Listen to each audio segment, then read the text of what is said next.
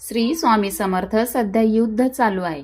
ज्यांचे पती किंवा ज्यांचा मुलगा आर्मीमध्ये आहेत तर त्यांनी पतीच्या संरक्षणासाठी किंवा मुलाच्या संरक्षणा हेतू धर्मपत्नीने किंवा आईने ही सेवा करायची आहे. सेवेने पतीला किंवा मुलाला संरक्षण मिळेल.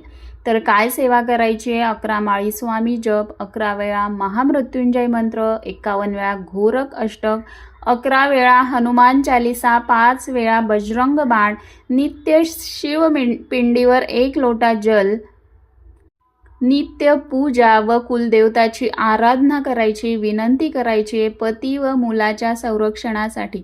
रोज 13वा, 14वा व 18वा गुरुचरित्राचा अध्याय वाचायचा आहे. रोज गाईला व कुत्र्याला खाऊ घालायचा आहे.